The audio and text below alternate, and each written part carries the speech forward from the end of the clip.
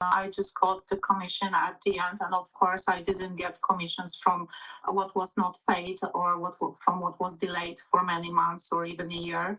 Right.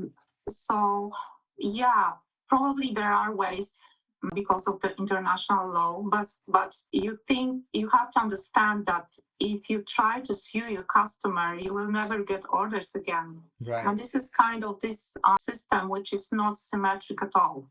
Like buyers tend to tell that they are partners with the suppliers, but it is not the way they really work. They abuse their rights. They abuse just their power because they are the people who pay. Exactly. So yeah, so normally it didn't happen. And after some time after pandemic, there were even reports what was happening in the factories. A lot of Right. aggression, assaults, very bad things, especially happening to women, which are just weaker, you know. So it's really difficult to get the money back. Exactly. Yeah, no, I totally get that. But yeah, that's a reason that you have to be ethical to support the people, as you also mentioned, the people living in the third world countries also are the same human beings. They have the same mind, same heart, same thoughts, same work ethics, or maybe even more than us, because they have to work more harder to earn that money. That, it's easier, not easier, but somewhat we get more fairly treated in these countries than that countries. So after, when you shut down your company, and what you did after, how did you come up with a better thing, so you do not repeat the same thing again, or somewhat you try to stop this thing, what you did after? So of course the decision wasn't just one day decision. That was a process. Right.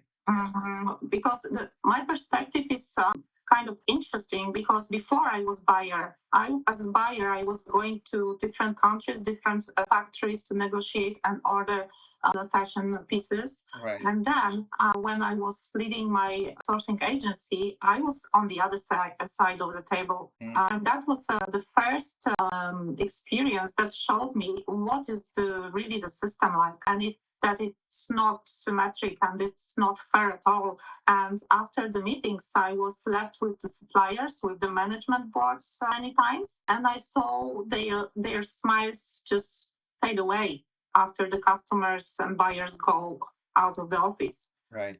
And I could experience their frustration. I could experience their feelings. So my decision wasn't just, a quick, easy decision. It was a process. It lasted some time.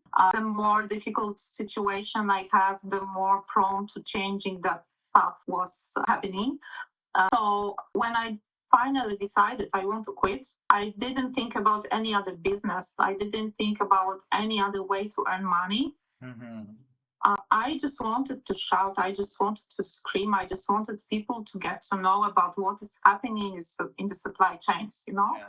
I didn't think at all what I was doing, really. That was a total mission, and that was not something which I was, very considerately designing. That just happened, and I had to act. Exactly. So this is how I created my website, firstly, and I was creating the website while still doing the agency. But I knew that I have to make this decision to close the agency in order to publish the site. Right. So Exactly. finally, I did that step. I informed all my customers that I stopped.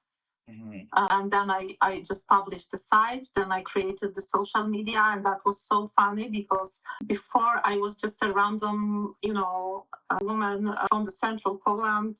Nobody heard about me, and my goal was that, I would be happy if I change at least one person Perspective or point of thoughts. view. Exactly. And that is really satisfying, because I really feel that my mission, which is still happening, of course, but my mission is kind of successful. Wow. Because I have a great community. I have great people around me, and in the meantime, I have privilege to be a European Climate Pact ambassador. by the European Commission, and many great things happened, which allow me to act further and to Right. be, to go further with my mission, not only in Poland but also in the Europe. And as you invite me from New York, I can see that my voice is visible Of course. even there, which is really surprising for me, and that is really amazing. But I just, I'm so amazed and surprised. No, of course. So, It is yeah. our pleasure to have you, and the journey that the whole journey that you had, and especially it's not easier when you are in the industry almost a decade, and then suddenly you have to stop and shift it towards a new industry or in the same industry but different, type of a thing.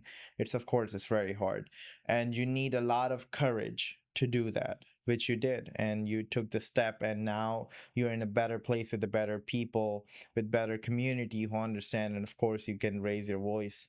That's actually phenomenal. Not many people, if they get stuck in the middle like that, they just find a new clients and just they're not gonna be caring about the other people who are living in the third world doing all the work. They were like, oh, we can just replace them with some other factories, right? So but you took the step, which is very great. So I was thinking in the meantime when we were having the conversation how to be more ethical, and but then I realized it's not just the factories who has to be ethical, it also has to be the company or the person who's ordering the stuff, because they have to pay the factories, and then factories can be ethical to pay their laborers to be a fair wages. And how does I don't know how, if I can explain it well or not, but how can be we can be having the balance for both? And if the factory claims that they are ethical, how do they trust the client that he gonna pay us? This is the whole system which works for years already, but it was built on very wrong basis, Yeah. and it goes further and further. As a supplier, you really don't have the toolbox to execute your rights. This is my experience. Even though there's international law, and the reality is that the buyer is coming to you and they said, you can take this order for this price and this time, this lead time, or we go somewhere else. So you don't have a lot of tools as a supplier, but of course you can try to implement the ethical rules in your factory.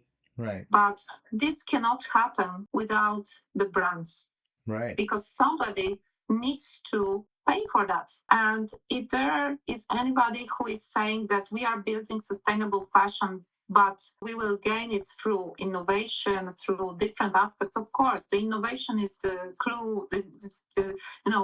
Of course, it's part of the solution, but Right. without investment, you will not change a lot. So brands need to really become not only say for their supply chains. But how can that happen if they are not looking for partners? They are looking just for the big, good, great deal for every model, every style they order. Right.